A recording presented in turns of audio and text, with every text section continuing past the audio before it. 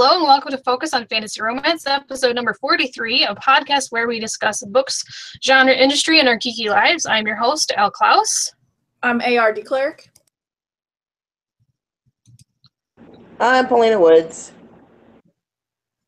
Electra. And we have a mixer today, so with mixers we start with news. I don't have a whole ton that hasn't already been discussed. My short story, Cost of a Kiss, is almost done with editing, and that's an anthology project that Paulina is spearheading, and that should come out in, I think, November. I'm not sure the release date of that, but that's what I've been working on. Amy, what have you been working on? I've been finalizing my anthology story also. It's called The Eye of Rima, and it's ready to go back to the editor, and then it'll come back edits, and then I should be finished with that. And again, it'll come out whenever Paulina's anthology comes out, Love Through Heartache. And I'm still working on the last book in Mythical Madness series, which is Shadowbound. So once that's done, then the series will be complete and I can move on to something else. It's just taking me some time because I have a lot of other things going on at the moment, but that's where I'm at. Paulina, what are you working on? Life. Am I off mute? Yeah. Okay, so I'm working on an anthology story, of course. It's at Editors. I'm also working on a second anthology story about a demon. Then I want to try to bust out the last two in my Witch's Amulet by the beginning of next year. That's about it. I'm trying to survive life. Yeah, that's my goals. Next. I am just currently working on Janitor and Hayden's story in the My Alliance series and hoping to get that out by the end of the year. That's it for me. So today we are going to be talking about bestseller lists. Specifically, this past week there was an incident where an unheard of YA author and her book shot to the top of the New York Times bestseller list, and then some very astute people noticed that there was some weirdness going on. So I wanted to talk about bestseller lists in general, and then we can talk about this incidence. A lot of the readers don't know that there's several different bestseller lists. We have the USA Today bestseller list. Amy is a USA Today bestselling author. There's the New York Times bestselling list, and that's the one that had this incident with the YA. There is a Wall Street Journal bestseller list, which I know nothing about. I think fiction can hit the list, but I don't go to the Wall Street Journal for my fiction recommendations. And Amazon has a new charts that is strictly sale-based on their website, and that rolled out, what, 2 months ago? So a lot of the authors, or a lot of the readers may be noticing that there's a lot of box sets that are coming out. They're 99 cents, they're short, like available maybe 3 months, 20 authors in a box set, and there's tons of promotion around them, like more so than you might see on a single author title. And that is a marketing decision on the author's part. They want to hit a bestseller list. And Amy can talk a little bit about her experience in the box set, but that's fairly common. And there's been some criticism about the legitimacy of that, and I don't have a problem with that. I mean, if you're going to, I don't know, it's a marketing decision. Like I said, I've not participated in them. I don't have those titles, letters. Help me out, Amy.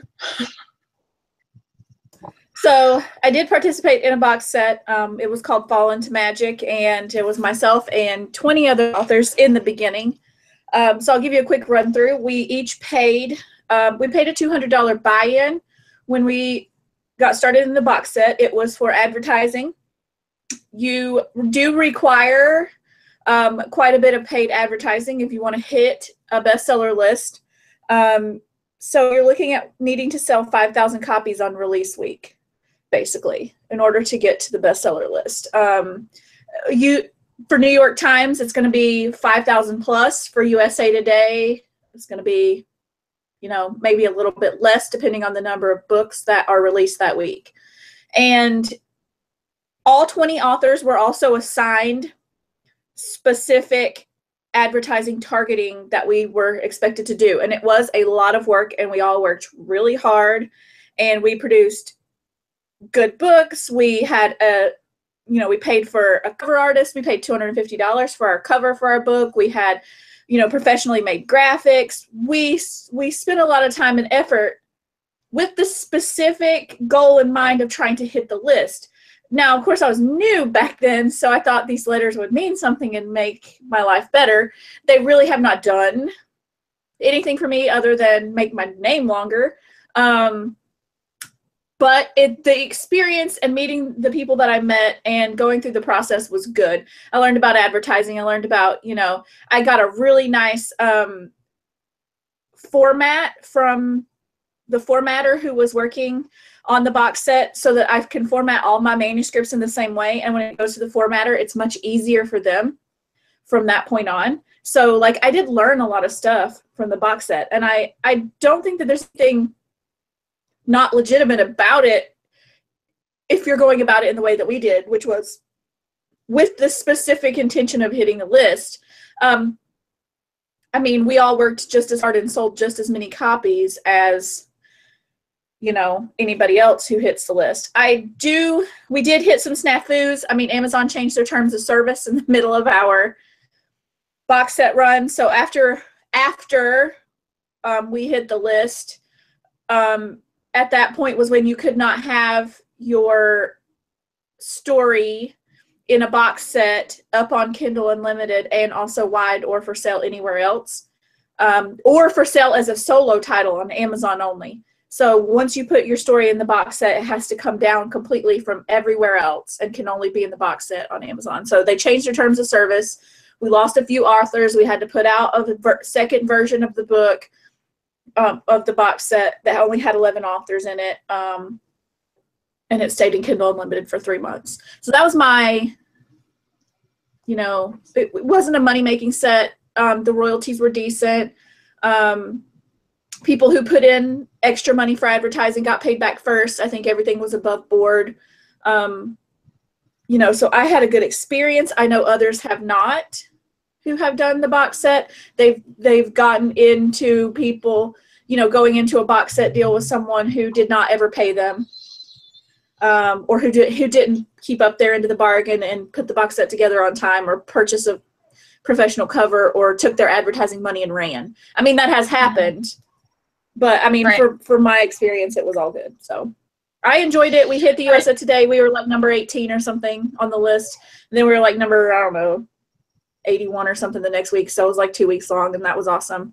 And then pretty much I can write USA Today bestseller, but like I said, the letters don't do me any good.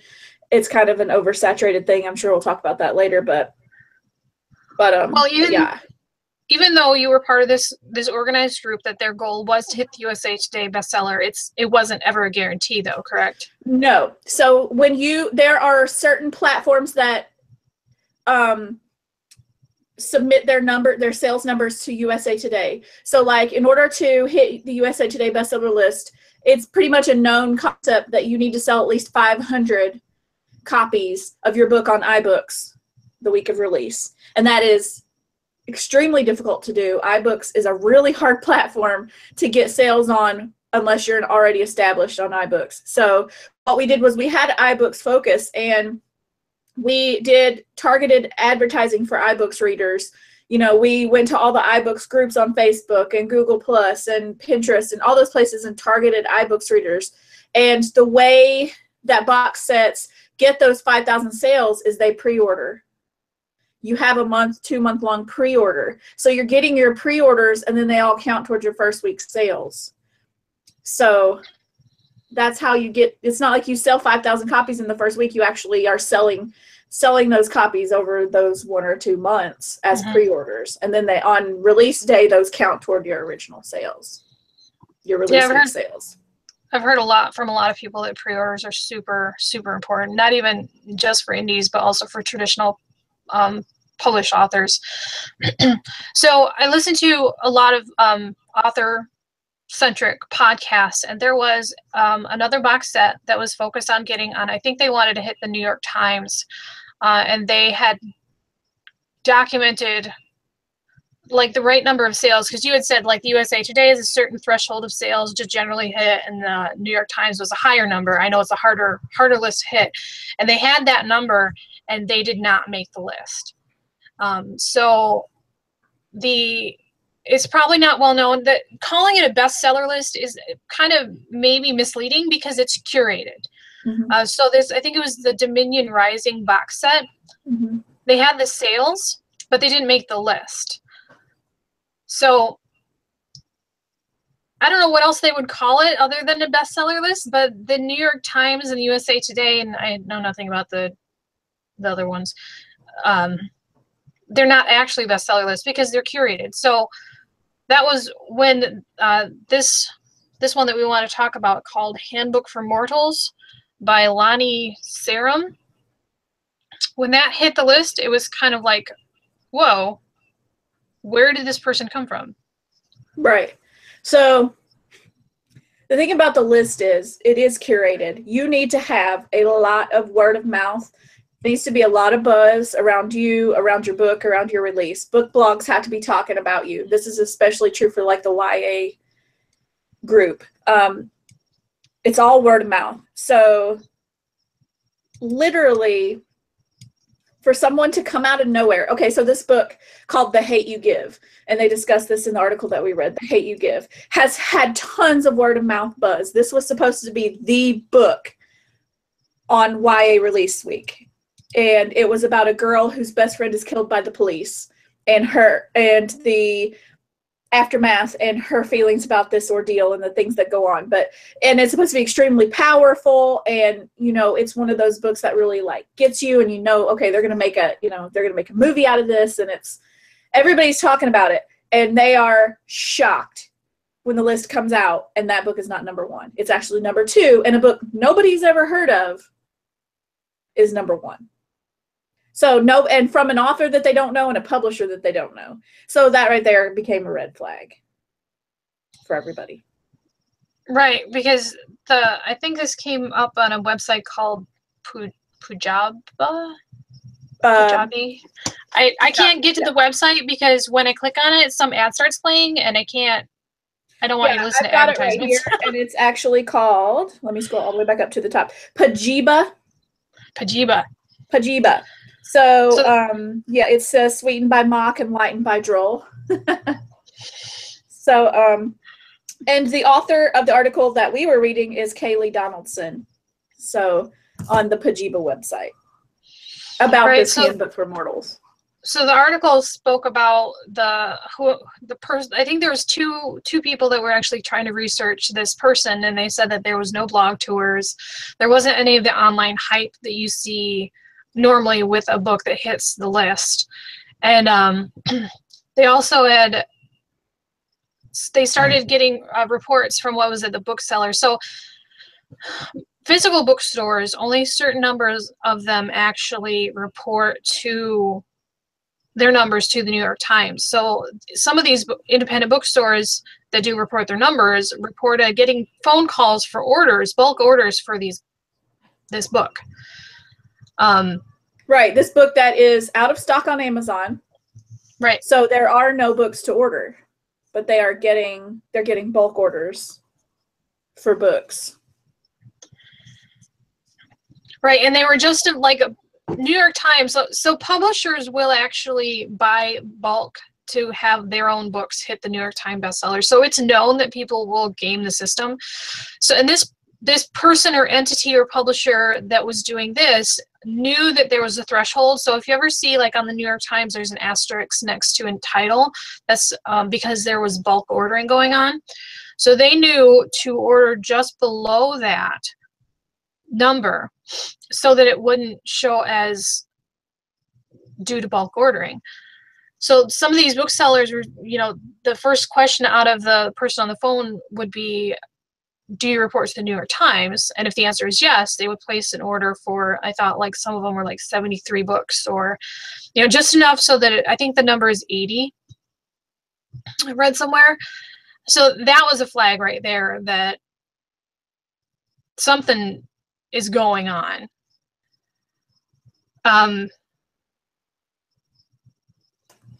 Yeah, the rumor was, from the article that we read, the rumor was that the author wanted to, whoever was pushing this book and doing the bulk ordering, wanted to get enough hype to have the New York Times bestseller tag, because they actually wanted to option the book for movie rights and make a film out of it.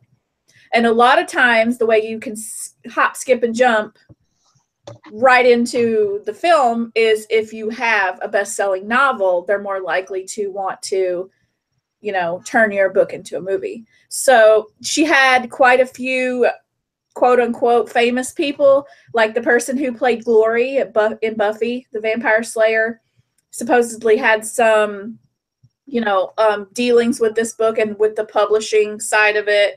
And then the guy who was in American Pie, one of the guys who was in American Pie, and I don't know which one, had something to do with it and was going to play like the featured role in the book. And then the author herself was supposed to be, if you go to IMDb, you can actually look it up. There was a page that said she was going to actually play the main character. So they were trying to use New York Times bestseller title to like slide into a movie deal, is kind of where everybody was going with it. Right. And if you've got people from, I guess, Hollywood, she was an out of work actress, correct? Like she had various jobs throughout her career. She had a lot of jobs, and she was, at one point, she worked for she was like a promoter for the group Blues Traveler, it said, and she did various other things. So yeah, she was in and out of the industry.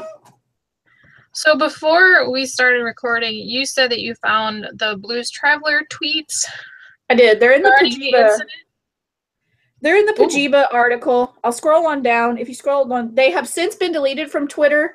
And actually, Blues Traveler said they wish they didn't delete them. But here's what it says. It says, "Yes, this is weird, but not surprising. We fired her for these kind of stunts. Her sense of denial is staggering. And though this is the first we've heard of this, I must say she is keen never to miss a trick and really is a master at describing how her hair seems to her. Based on your selected excerpt, we wish her luck on this one. Happy face with tears." So apparently these guys are pretty used to this person's games. And she likes to play,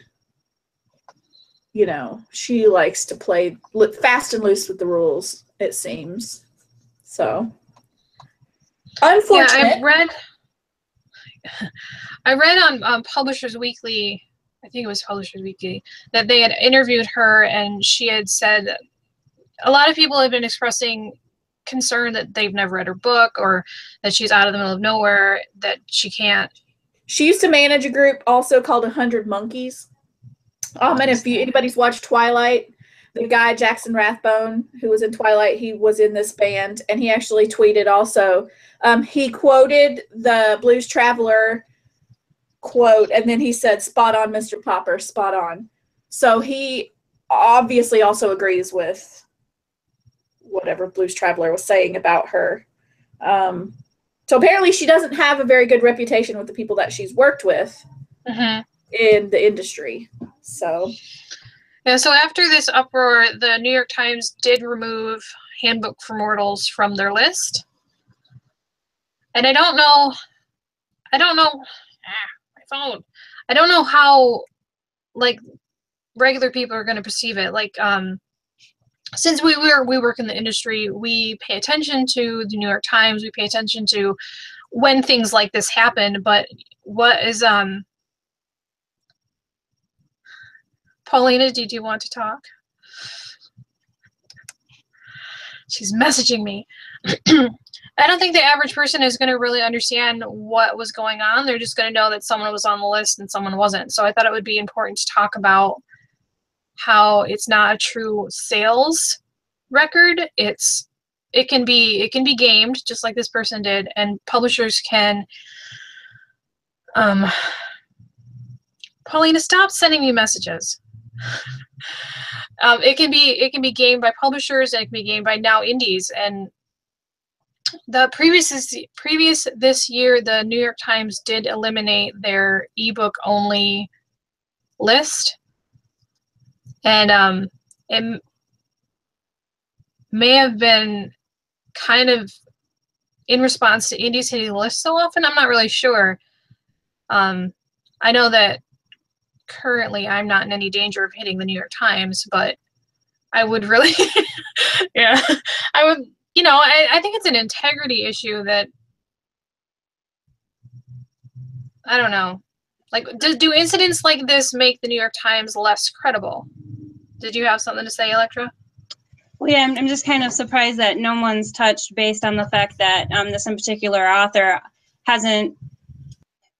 didn't just make the New York Times list the way that she did, but also the title of her book, along with the cover of her book, is a ripoff of other authors. So, I mean, between all three, I think it's pretty understanding that she, I mean, to me, it just seems fraudulent. I just look at it as a fraudulent situation, and that just floors me more than the fact that, okay, she found a way to game the system. She found a way to, you know, to get to that list. Is that she's a fraud. She doesn't know how to write. She stole somebody else's cover, and she pretty much stole somebody else's title. There was some Amazon reviews of people that, you know, of course there was the flyby 1 stars, but there was people that had actually read it and they were not impressed with it. And with YA, you can't really half-ass it because there's a lot of adults that read it and a lot of young adults actually read it, and they don't have as much of a filter. So Paulina, are you here? Did you have an opinion? Am I driving you nuts? Well, you're messaging me, distracting me. Well, I can't see the message on the group. No, I mean, I just think the whole thing is weird, but like touching on what Electra said, like about the bad writing and everything and the stealing, the same thing happened with the bad writing anyway, happened with that popular one, Bondage. What was that one called? 50 Shades of Grey? Yeah, I was gonna say Mr. Gray. I'm sitting here trying to remember what the title was. Anyway, the same thing happened with that, and I think it just comes down to, in the end, either who you know or how. Because I mean, I've seen some amazing books that should have been movies, or should have been top of the list way before both of these, and I think it just comes down to what are you willing to sell your soul to get to where you want to go, and. Starting to get that way, maybe. I'm just kidding. I wouldn't do it. It just seems that it's more selling your soul to get to the top than it is actually getting there with your writing, with your covers, publicizing and people loving your books. So, do the lists really matter anymore? I don't think so, because I don't really care.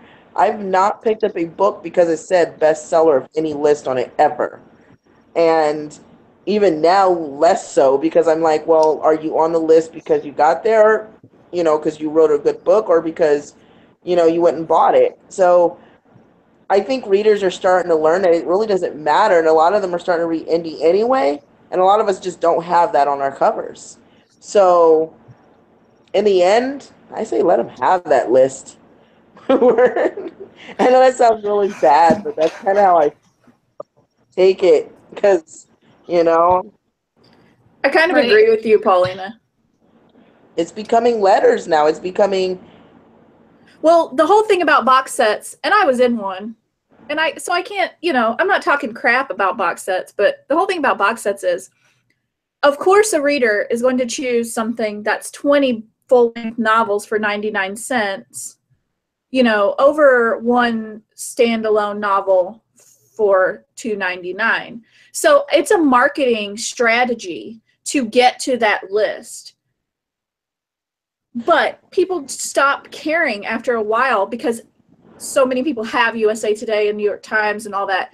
You know, it's like I don't look at an author's name when I pick up a book to see if they have letters. You know what I mean? And I think the average reader probably doesn't either. It matters more to us in the indie community than it does because it's a sign, I guess, little of status maybe or it's social proof. Social proof that you know you can do this. Yeah. So I mean, as a reader, it means nothing to me. As an author, I'm proud that yes, we did this. We worked really hard. We got there.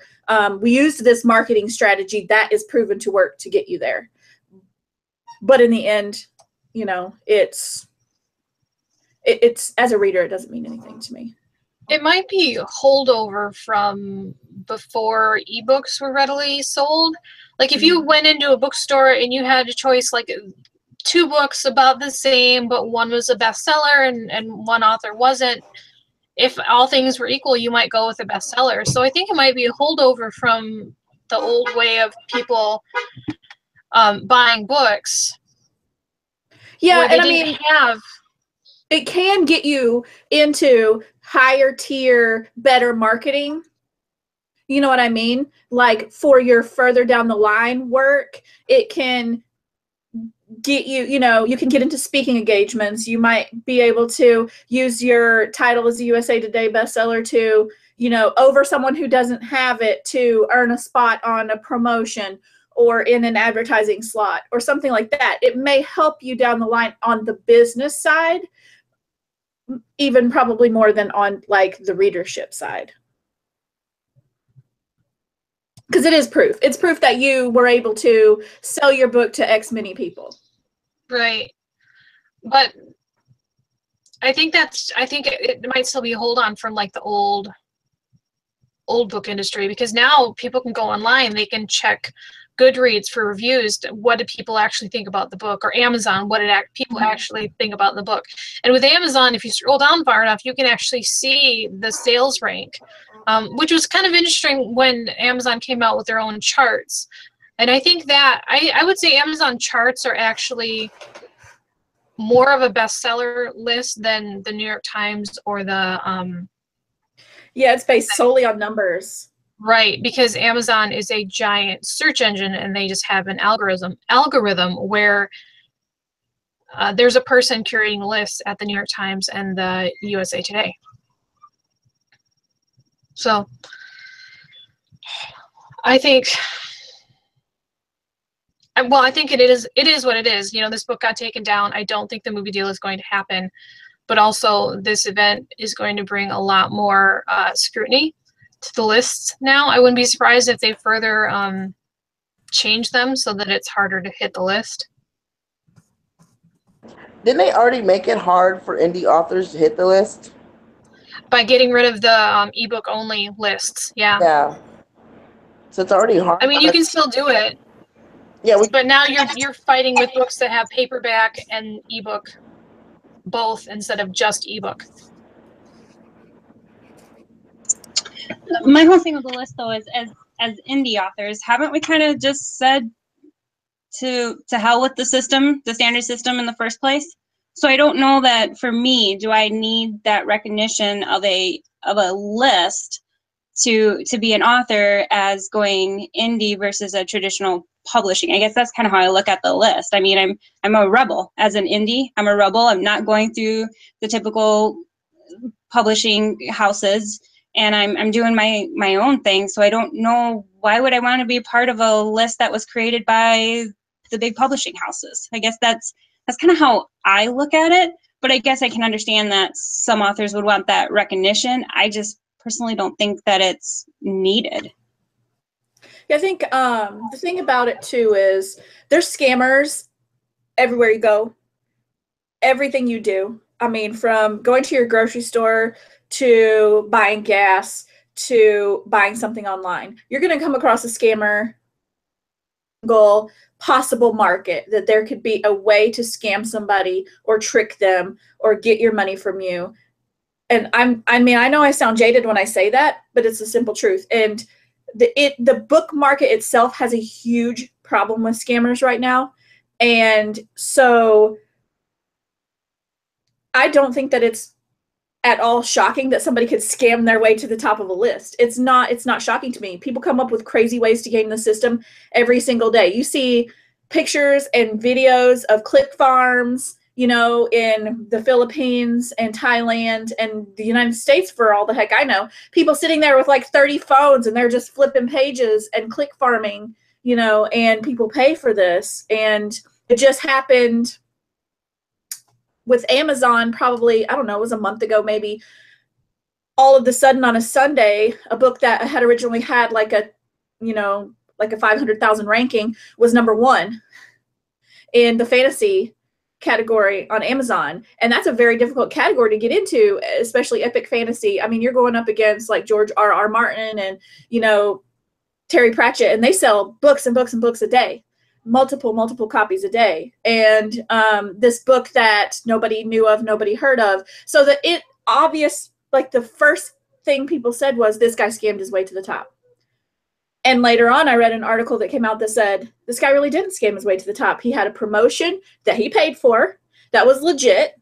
He had advertising. He had all these things that it just so happened he sold enough copies to jump ahead of, you know, everybody else. But our first instinct was to say, oh, he's a scammer.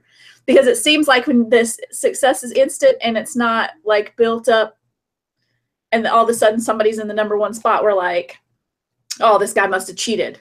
So, and that's sad for me I automatically say, well, that person must have cheated because they went from like a 1 million ranking to #1 all of a sudden, because about 75% of the time they probably did cheat. I've seen the Amazon hot new releases be a book that's literally the same sentence over and over again. The goat stood on top of the chicken, stood on top of the dog. Like, I opened the image and that was the same sentence over and over and over again for the entire preview. And it, you know, and it was a crappy cover.